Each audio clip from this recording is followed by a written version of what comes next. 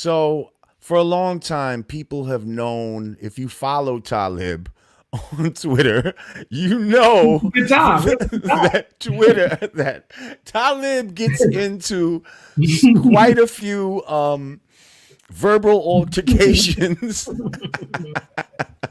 with people, with various people. I know you was beefing with this white dude out here on Staten Island.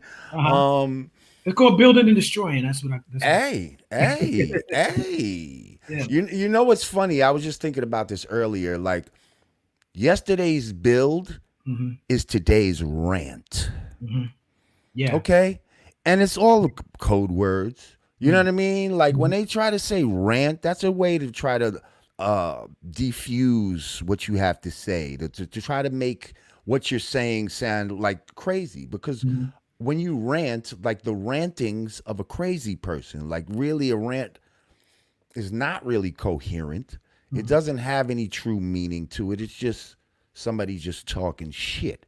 And Yeah. so whenever somebody goes on, and you might have a very insightful long build, and then they try to defuse it by calling a rant. Just Yeah. just just watch out for that. Like don't let nobody call anything that you say a rant. Like, you Right. know what I mean? Because we're not ranting. Rant is from ignorant people. We're intelligent black men. Right.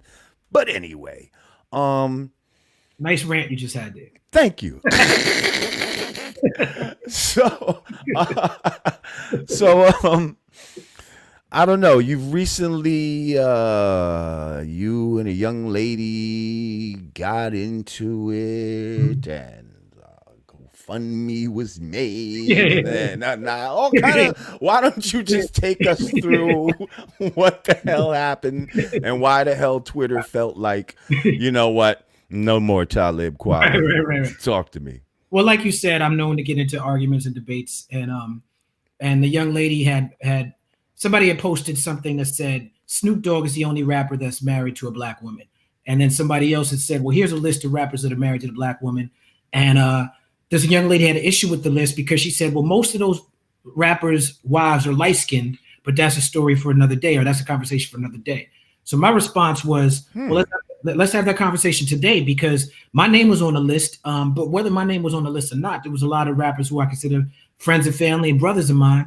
And now you're speaking on their wives. You're speaking on the wives and families, and people got children, and you are implying that these women are less than black, and you are implying that these rappers that you're speaking about are marrying these women just because they light skin. Now that might be the case, but you don't know these people personally, and you damn sure don't know me personally. And I saw my name on the list. And all black people come in very all different shades. Are we now penalizing our light skinned sisters? Like, you know what I mean? Right. Like let's not do that. Right. And that's what I felt she was doing. And to be fair, the conversation around colorism needs to have a spotlight shown on. We need to shine a light on that conversation because I think the point she was trying to make, which I think it was ignorant of her to make that point on that post, but I don't think her point was completely ignorant. Colorism is an issue. You know? Oh shit! but What the you, hell was one of them? Was that mine? Do I own that? Okay. um, yeah, I don't know what just happened over there. But dark skinned women in schools are suspended way more than light skinned women in schools are suspended.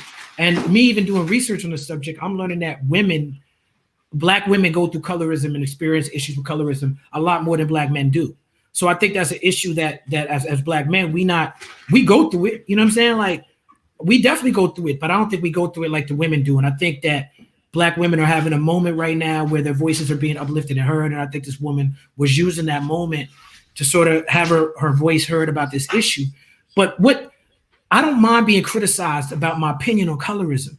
I don't mind people thinking I'm a misogynist and saying I don't agree with your political position because I can defend my shit. The problem I have with what she did was when she started attacking my ex-wife and she started harassing her on Twitter. And I just had a newborn son. And this woman made my congratulations. thank you, brother. Thank you. This woman made my child's mother picture her header and started calling her a side chick and talking about that side baby and talking about my newborn and talking about my family.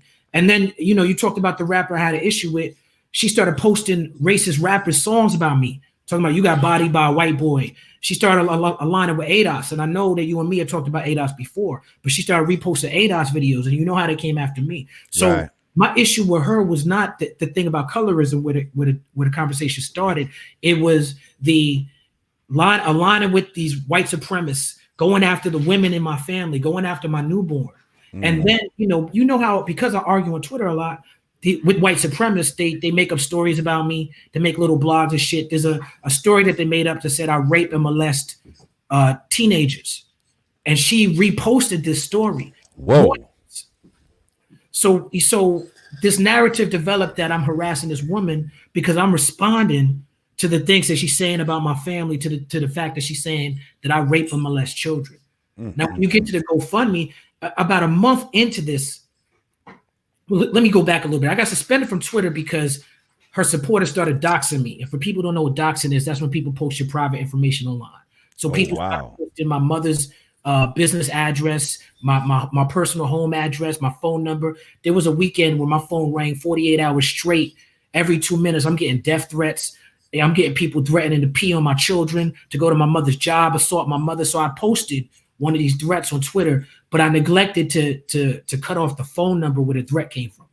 So that's how I ended up getting suspended from Twitter, because you can't be posting phone numbers on the shit.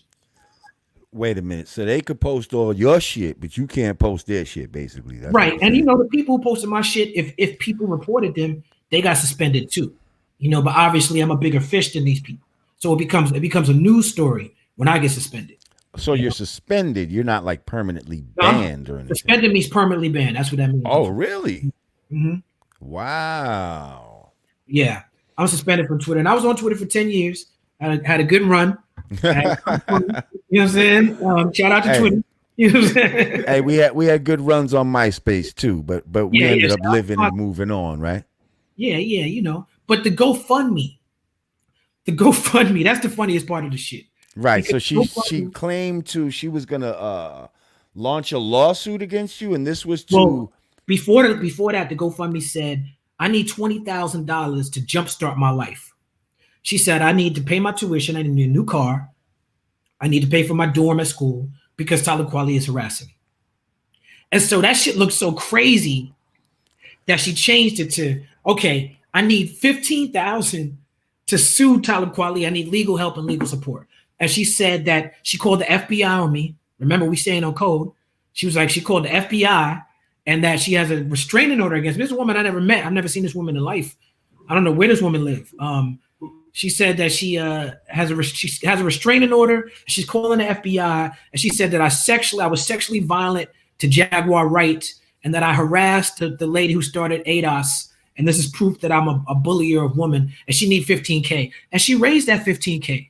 She raised that $15K like within the last month. The moment she raised the $15K, she took the GoFundMe down off her Twitter page, and now so ain't no lawsuit against me. So essentially, she just stole these people money, basically. Wow. So shout out to Maya Moody. I salute her hustle. That's her name, Maya Moody. I think that's her name. I don't know. She got suspended on Twitter before too. That's the other funny part about this shit is that in her profile, she has the account Maya A. Monroe. When you click, she says, this is my former account. When you look up that account, it got suspended. Suspended just like my account. She got suspended for the same type of shit that I got suspended for. She had to have violated the TOS somehow, but that's not, you won't read that on these blogs when they say that I'm suspended.